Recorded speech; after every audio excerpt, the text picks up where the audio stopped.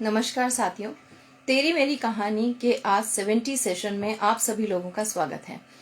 हम सभी लोग आज 70 सेशन पर जिस विषय को सुनेंगे वो विषय बहुत ही संजीदा है और शायद वो आप में से और आपके बहुत सारे ऐसे अपने जो आपके परिवारजन हैं, मित्र हैं, बच्चे हैं या आपके पड़ोसी हैं, साथी हैं या कहीं ना कहीं किसी न किसी रूप में आप कभी उन लोगों से मिले हैं जिन्होंने आज हम जिस विषय पर चर्चा करेंगे उसका कहीं ना कहीं सामना किया है।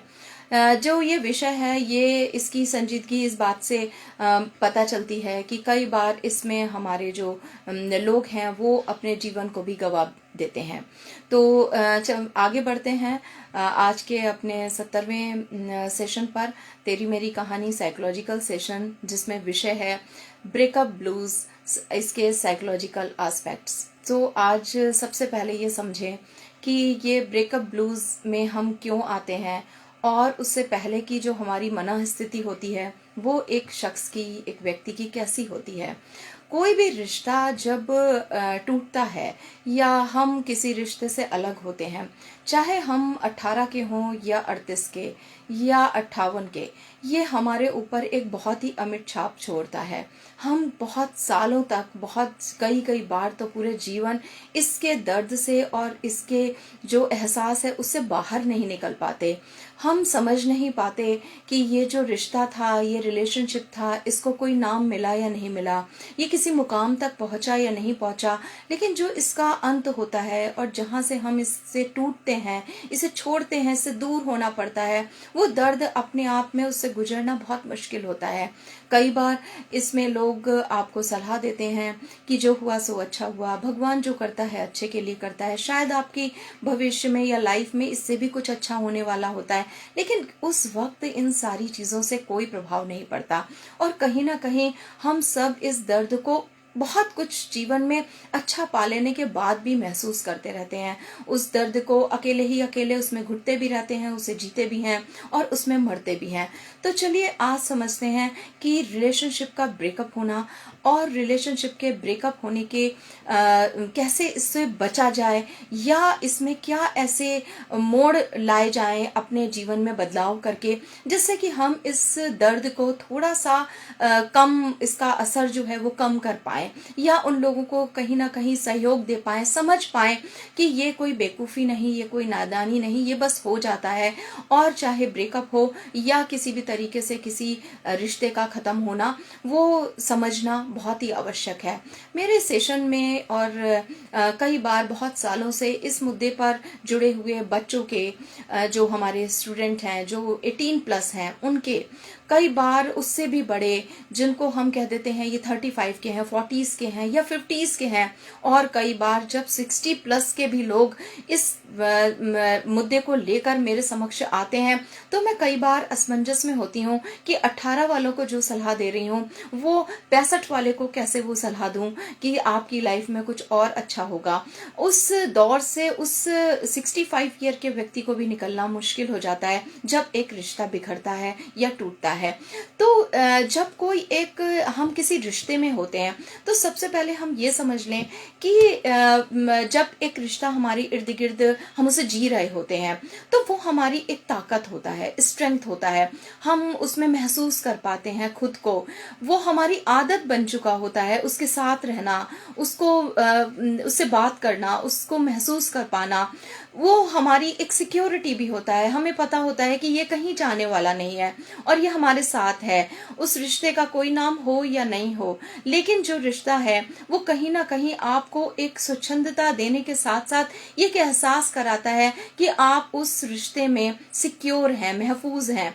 उसके साथ साथ एक कनेक्शन होता है, एक बॉन्डिंग बनती चली जाती है कि आपको लगता है आपके जीवन की हर छोटी मोटी परेशानी आप एक उस व्यक्ति से कह सकते हैं जो आपको सुनता है, जो आपको समझता है, या जिसके साथ आप ताकत महसूस करते हैं, जो आपकी आदत है, जो आपकी सिक्योरिटी भी है। उसके साथ आपकी अपनी एक सेल्फ इमेज डेवलप हो जाती है उस व्यक्ति के प्रति जो आपके साथ है और अपने प्रति आप जिसके साथ हैं। आप अपने आप को कई बार बहुत खुश महसूस करते हैं, आपकी इमेज कि हाँ मेरी लाइफ में ये बहुत अच्छा शख्स है या मेरी लाइफ में ये बहुत अच्छी मेरी मित्र है या मेरा एक बहुत अच्छा साथी है या जीवन साथी है या किसी भी तरीके से रिश्ता कोई भी हो सकता है। कई बार वो एक इस लेवल तक पहुंच जाता है कि हम उसे एक नाम दे लेते हैं कि शायद वो हमारा लाइफ पार्टनर है, लव पार्टनर है, हमारा बेटर हाफ है। तो कई बार उन रिश्तों का नाम नहीं हो पाता, वो सिर्फ गुड फ्रेंड, बेस्ट फ्रेंड और वेरी क्लोज फ्रेंड के नाम तक ही सीमित रह जाते हैं। रिश्ते में आपका जो एक इम्प्रेशन है, वो इम्प्रेशन सिर्फ आपके अपने आप पर नहीं पड़ता, पूरे समाज में पड़ता है, आपके आसपास के लोगों पर पड़ता है। उस इम्प्रेशन के साथ आप जी रहे होते हैं। वो अगर बहुत आपको ऐसा इम्प्रेशन है जो आपको बहुत रिस्पेक्ट देता है, जिसके साथ आप हैं उसके नाम से आप जानने जाने लगते हैं, आपकी एक इमेज बन जाती है, आपकी एक इम्प्रेशन बन जाता है, जिसमें आपके आसपास के लोग भी उससे अछूते नहीं रहते। तो उसके बाद आपकी फीलिंग्स, आपकी जो एक बहुत ऐसी इमोशनल फीलिंग्स जो हैं, जहां प्यार है, जहां पर गुस्सा है, जहां नाराजगी है, जहां पे रूठना है, मनाना है, बहुत सारी फीलिंग्स से बहुत अप एंड डाउन के साथ आप एक रिश्ते को बहुत साल निभाते हैं। वो पीरियड कम भी हो सकता है, ज्यादा भी हो सकता है, बहुत ज्यादा भी हो सकता है और बहुत छोटा पीरियड भी हो सकता है। लेकिन इन सब चीजों का क्या, जो आपने जब रिश्ते में थे तब आपने उसे जिया। उसके साथ साथ एक और बड़ी बात होती है एक रिश्ते में, वो होते हैं आपके इमोशनल एक्सचेंजेस। जो इमोशनल एक्सचेंजेस आप उसके साथ, उस व्यक्ति के साथ करते हैं, जो बातें आप करते हैं, जो कम्युनिकेशन आपका उस व्यक्ति के साथ होता है, जो आप जिसके साथ आप रिश्ते में हैं, उसका भी एक बहुत बड़ा जगह उसने घेर रखी होती है। उन इमोशनल एक्सचेंजेस को आप सुख में, दुख में, हर एक किसी मौसम की तरह आप उसके साथ उसको बांट रहे होते हैं, आप उसके साथ कम्युनिकेट कर रहे होते हैं। आपके कम्युनिकेशन का तरीका चाहे अच्छा हो या बुरा, लेकिन वो सब एक बट रहा होता है उस शख्स के साथ, उस व्यक्ति के साथ जिसके साथ आप रिश्ते में हैं। आप उसके ऊपर डिपेंड होते चले जाते हैं और आपको महसूस होने लगता है कि आपकी ये डिपेंडेंसी, आप इसे प्यार करने लगते हैं इस डिपेंडेंसी को। यानी कि आप कोई बात उससे पूछे बगैर नहीं करते, आप कोई बात उसे बताए बगैर नहीं आगे बढ़ सकते। तो ये जो डिपेंडेंसी है, ये डिपेंडेंसी और इतनी सारी चीजों के साथ जब एक रिश्ता टूटता है तो अक्सर लोग कहेंगे डिपेंडेंट मत बनो, स्ट्रेंथ मत करो, अपने आप को पहचानो। इतना भी इमोशनली डिपेंडेंस या इतना इमोशनल एक्सचेंजेस का होना ठीक नहीं है। यहाँ पर तराजू नहीं होता, यहाँ पर कोई भी ऐसी चीज नहीं होती जिसको हम तोल मोल कर, गणित लगाकर, हिसाब किताब के साथ चलें। बस चीजें बहुत ही स्मूथ होती चली जाती हैं। आप किसी के भी साथ होते हैं और आपको चीजें अच्छी लग रही होती हैं, आप करते चले जाते हैं। उसके बाद एक टाइम आता है जब रिश्ता खत्म होना है, जब रिश्ता अलग हो रहा है, जब रिश्ता अपनी चीजें बदल रहा है, जब ये सारी चीजें कहीं ना कहीं एक मोड़ ले रही हैं, उस मोड़ में चीजें छूट रही हैं, आपकी डिपेंडेंसी, आपका कम्युनिकेशन, स्ट्रेंथ, फीलिंग, सब कुछ बदल रही है। उस टाइम पर क्या क्या हो रहा है इसे जान लेना भी बहुत जरूरी है। जब आपको ये सब चीजें होने की शुरुआत हो, क्योंकि रिश्ता एक दिन में ना बनता है और ना ही टूटता है। इसकी जर्नी, बनने की जर्नी जितना समय लेती है, इसके टूटने की भी जो यात्रा है वो भी उतना समय लेती है। यहाँ पर बहुत सचेत होने की जरूरत है। जब एक चीजों के बिखरने की यात्रा शुरू हो रही है तो आप वहीं पर थोड़े से रुक जाइए, थोड़े से संभल जाइए। और यहाँ पर जो सबसे बड़ी कमी आती है वो होती है लैक ऑफ अंडरस्टैंडिंग। हम समझ ही नहीं पाते, मेरा चिल्लाना, मेरा रोना, मेरा डिपेंडेंसी, मेरी स्ट्रेंथ, मेरा इम्प्रेशन, मेरी फीलिंग्स, वो कहीं ना कहीं अपना स्वरूप अब चेंज कर रही हैं और हम इसे समझ नहीं पाते। अगर हर एक वो जोड़ा जो किसी भी रिश्ते में है टाइम से ये समझ जाए कि चीजें अपना रूप चेंज कर रही हैं और अब हमारा बिहेवियर भी चेंज होना चाहिए, हम उसी पहले के अंदाज में चीजों को सोच कर चलते जाते हैं। इसी के साथ हमारी तैयारी भी अधूरी रहती है। हम तैयार ही नहीं होते कि रिश्ता खत्म भी हो सकता है, हम तैयार नहीं होते कि चीजें रुक सकती हैं, ठहर सकती हैं या बिखर भी सकती हैं। हमारा रेडीनेस प्रोग्राम हमारी बहुत बड़ी ताकत बन सकता है। तो आपकी अंडरस्टैंडिंग और आपकी रेडीनेस, आप जब समझ रहे हैं कि चीजें का दोबारा एक परिवर्तन हो रहा है, आप एक इल्यूजन में जी रहे होते हैं, आप अभी भी एक आपके मन में भाव है कि शायद ये प्यार उतना ही है, शायद ये लगाव, ये डिपेंडेंसी अभी भी व्यक्ति की आपके प्रति उतनी ही है जितनी शुरुआती दौर में थी, या जिस समय आप उस रिश्ते में खुश थे। लेकिन चीजें बदल रही होती हैं। इस इल्यूजन में ना रहकर रियलिटी में आना होगा।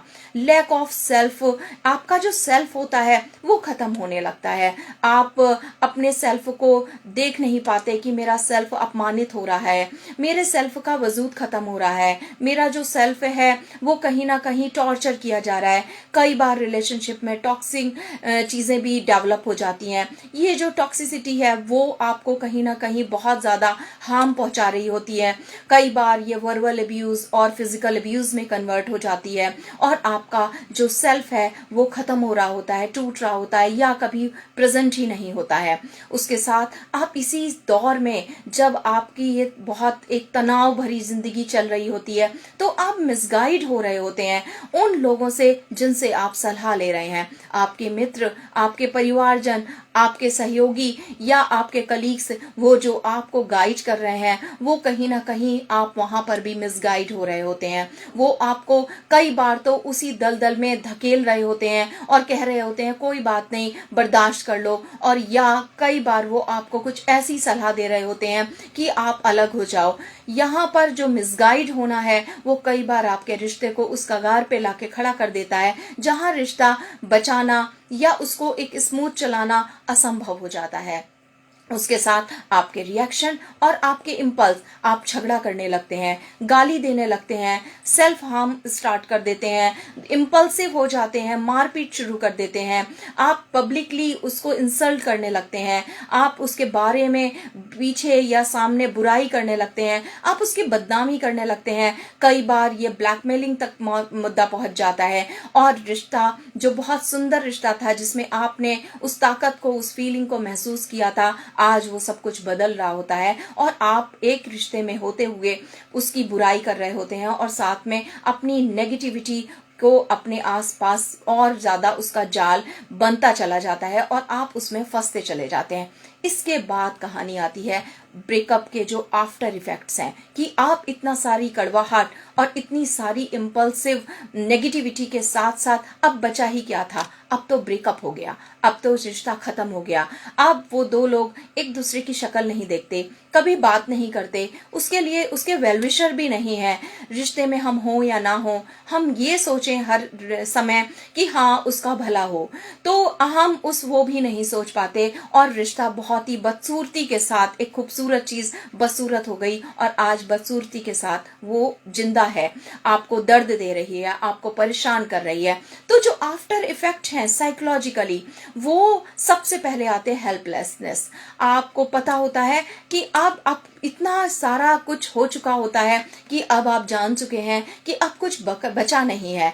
वो कड़वाहट इतनी घुल चुकी होती है कि आप जान चुके होते हैं कि अब इसमें कोई भी प्रयास संभव नहीं है और कुछ भी नहीं हो सकता। हेल्पलेसनेस और होपलेसनेस के साथ साथ आपको आता है एक डिप्रेशन का एक पूरा मेंटल स्टेट।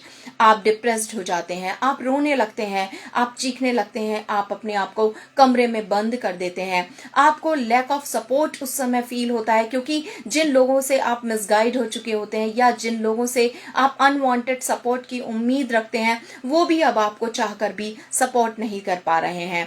आपका जो डिस्टर्ब रूटीन है, खाना पीना सोना, वो जागना, वो सब कुछ पूरा का पूरा अस्त व्यस्त हो जाता है। कई बार आप नौकरी छोड़ देते हैं, कई बार आप घर में कैद कर लेते हैं, कई बार हम अनहेल्दी हैबिट्स को अपने अंदर इतना घर कर लेने देते हैं कि उससे बाहर निकलना मुश्किल हो जाता है। आपने बहुत सारे सोशल मीडिया या आपने मूवीज और बहुत सारे ऐसे प्लेटफॉर्म्स पे देखा होगा कि जब ब्रेकअप होता है तो उसके बाद हीरो क्या करता है। एक बहुत ही प्रचलित मूवी थी कबीर सिंह, जिसको कि बहुत ही प्रशंसा मिली और बहुत चाहा, लोगों ने उसे बहुत देखा। उसमें कबीर सिंह के कैरेक्टर को बहुत ज्यादा अच्छा माना गया। क्या वाकई में कबीर सिंह का कैरेक्टर इतना ही अच्छा था, इतना पॉजिटिव था? ठीक है, लास्ट में सब कुछ पॉजिटिव हो गया, लेकिन उस यात्रा का क्या? जो यात्रा उसने अपने आप को अनहेल्दी बनाने में लगाई, उसकी भरपाई कैसे होगी? क्या ये मैसेज हमारे देश के लोगों को, हमारे आसपास के जनता को ये मैसेज कन्वे क्या इसी तरीके से होना चाहिए? क्या कोई और तरीका नहीं हो सकता? जी हाँ, हो सकता है। हम अपनी अनहेल्दी हैबिट्स को बिल्कुल अपने अब आसपास न आने दें। हम अक्सर अल्कोहल इनटेकिंग, यहाँ तक कि सेल्फ हार्म, यहाँ तक कि सुसाइड, यहाँ तक कि होमिसाइड यानी कि दूसरे को नुकसान पहुंचाना, दूसरे के ऊपर तेजाब छिड़क देना, दूसरे को मर्डर कर देना, दूसरे को उसके जीवन को खत्म कर देना, उस अगले व्यक्ति को, या उसको इतना ज्यादा टॉर्चर कर देना, ये सब अनहेल्दी हैबिट्स की निशानियां हैं। तो हम अब क्या करें? क्या हमें करना चाहिए? हम अब इस पर आते हैं कि जब हमारा एक रिश्ता था तब हम क्या थे, जब रिश्ता बिखरने वाला था तब हम क्या थे, जब रिश्ता अब बिखर चुका है तब हम क्या कर रहे हैं। आपकी ये जो पूरी यात्रा है यही आपको निकालेगी उस समय से जब अब आप ब्रेकअप ब्लूज के दौर से गुजर रहे हैं। तो क्या हमें करना चाहिए ऐसा? यहाँ पर एज ए साइकोलॉजिकल एक्सपर्ट मैं आपको 5 चीजें बताऊंगी। जो 5 चीजें आप अब खुद को, अपने आसपास, अपने मित्रों को, अपने बच्चों को जरूर कम्युनिकेट करिए। और हाँ, इन सारी चीजों के अलावा भी अगर आपको लगता है किसी को निकालना बहुत मुश्किल है तो प्लीज उसे एडवाइस मत दीजिए। उसे सीधे कहिए कि वो रिलेशनशिप एक्सपर्ट्स और काउंसलर्स के पास जाए। इसमें काउंसलिंग का रोल नहीं है, एक बेटर एडवाइस का रोल है। यह हर जगह काउंसलिंग नहीं की जाती। व्यक्ति को समझाना या उसके विचार बदलना संभव नहीं होता। हमें उसको एक मोड़ देना होता है, एक टर्निंग पॉइंट देना होता है बेटर गाइडेंस के साथ। तो काउंसलिंग से ज्यादा यहाँ पर जरूरत होती है number 1, that is expert advice उनसे जो प्रोफेशनल्स हैं, जो आपके मित्र हैं, जो आपके परिवारजन हैं, भाई बहन हैं या रिश्तेदार हैं या आपके कलीग हैं। वो जो आपको एडवाइस दे रहे होते हैं वो सब बायस्ड होती है, पक्षपातपूर्ण होती है, उनके अपने अनुभवों पर आधारित होती है। क्या उन्होंने जिया है, क्या उन्होंने देखा है, क्या उन्होंने अनुभव किया है। वो जो आपको एडवाइस देते हैं वो एडवाइस आपके लिए कामयाब होगी या नहीं होगी इसका कोई पैमाना नहीं होता। तो कोशिश करें कि उन लोगों से एडवाइस ना लें, क्योंकि अब वो समय आ गया है जब आपको नए रास्ते और नए तरीके से अपने जीवन को स्टार्ट करना है या अपने जीवन में आगे निकलना है। तो कई बार लोग कहते हैं कि क्या हुआ, कोई छोड़ के चला गया, उससे आपकी जिंदगी नहीं चली गई। जी हाँ, जब बहुत बड़ा हिस्सा, बहुत बड़ी आदत, बहुत बड़ी स्ट्रेंथ और बहुत बड़ी सिक्योरिटी जाती है तो वो लगभग जिंदगी जैसी ही लगती है। वो आपकी दुनिया होता है या होती है और आप उसमें बहुत कुछ महसूस कर रहे होते हैं। उस पूरे ब्रेकअप ब्लूज में बाहर आना या उसको ये मान लेना कि कुछ नहीं होता, ऐसा बिल्कुल नहीं है। ये बिल्कुल एक ऐसी चीज है जिसमें कि हम प्रैक्टिकली यानी कि इसे सोच ही नहीं रहे हैं। तो नंबर 1, एक्सपर्ट एडवाइस, उनके साथ जो प्रोफेशनल है वो अपने विचारों से नहीं, अपने अनुभवों से नहीं, आपके जीवन में, आपके बैकग्राउंड में, आपके फाइनेंशियल, आपकी सेफ्टी, आपके सारी सिक्योरिटी, आपकी एजुकेशन, आप अपनी लाइफ में किस तरफ बढ़ें, उन सारी चीजों का आकलन करके, एनालाइज करके आपको सलाह देते हैं। तो वहां पर आपको एक्सपर्ट एडवाइस लेने की जरूरत है। और अगर वहां पे आपका थोड़ा पैसा खर्च होता है तो इसमें बिल्कुल पीछे मत हटिए, क्योंकि आप बहुत कुछ अपना बड़ा नुकसान करने के बाद जब संभलेंगे तो वहां पर भी बहुत कुछ आप गवा चुके होंगे। तो इट्स बेटर कि आप टाइम रहते ही, जब आपकी चीजें बिखरने जैसी लग रही हैं, कोशिश करें वहीं से एडवाइस लेना स्टार्ट कर दें। अगर जब बिखर गई हैं तब तो ये बहुत ज्यादा जरूरी है। तो नंबर 1, एक्सपर्ट एडवाइस को बिल्कुल ना भूलें। Number 2, no reaction is the best reaction. No reaction का मतलब है उसके मोबाइल को ब्लॉक नहीं करना, उसे डिलीट नहीं करना, उसको कोई गाली नहीं देनी, उसके बारे में बात नहीं करनी, उसको बुरा नहीं कहना। उसके आपको जब भी लगे कि उसे याद करना है आप याद कर लें। आपको जब भी लगे उसे याद करके रोना है तो give your time to your grief.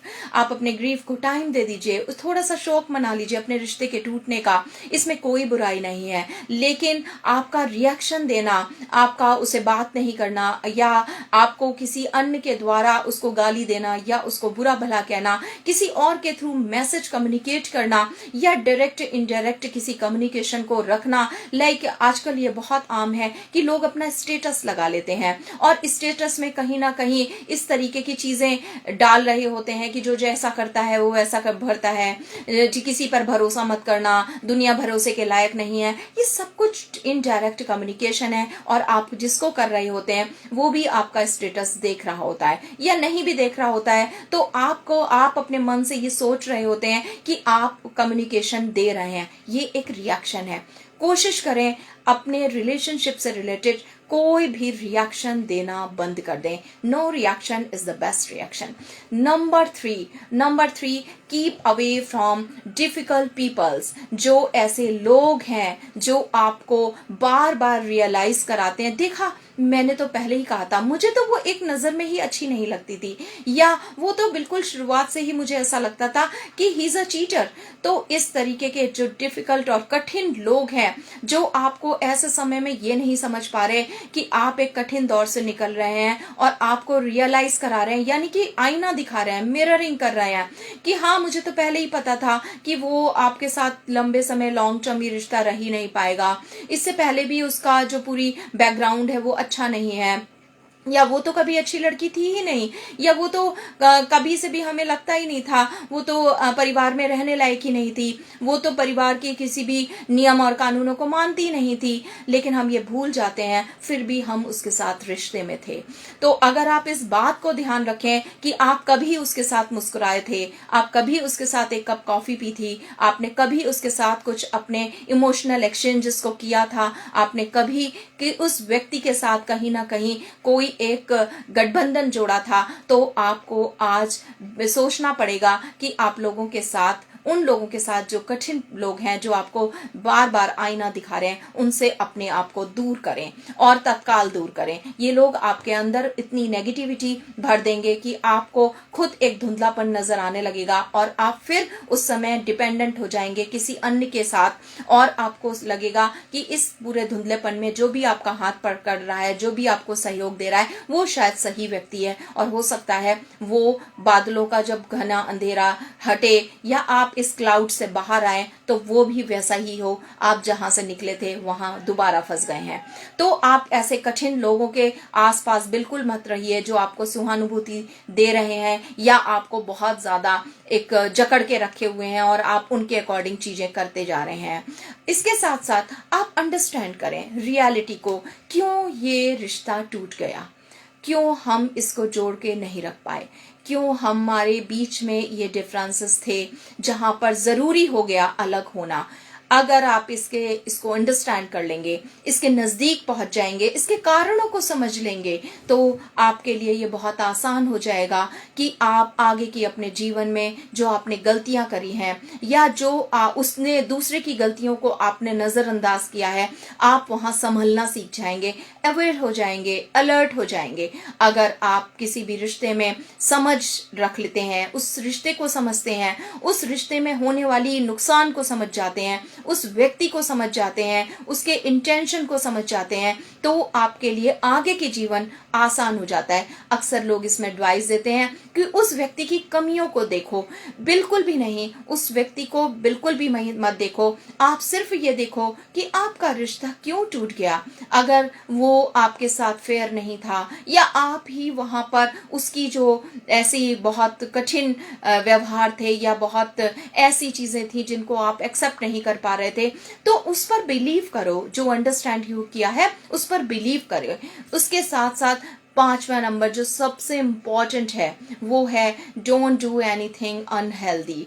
आप कोशिश करें पूरे दिन में जब भी आप ब्रेकअप ब्लूज से निकल रहे हो कि आज 24 आवर्स में मैंने क्या क्या अनहेल्दी किया, और उन सबको डे बाय डे हर रोज एलिमिनेट कर दें। क्या आज मैंने स्मोक किया, क्या आज मैंने अल्कोहल इनटेक किया, क्या आज मैं ज्यादा रोई, या आज मैं ज्यादा सोता रहा, या आज मैंने अपनी नस काट ली, या मैंने बार बार सोचा कि मैं मर जाऊं और सुसाइड कर लूं, क्या मैंने बार बार बदला लेने के लिए सोचा, या मैंने खाना छोड़ दिया, मैं पानी भी नहीं पीता, मैं अपने कमरे को बंद करके रहती हूँ, मैं किसी से बात नहीं करती, मैं झगड़ा करती रहती हूँ, मैं अपने आप को मारता हूँ, मैं अपने आप को टॉर्चर करता हूँ। Don't do unhealthy things, anything which is unhealthy.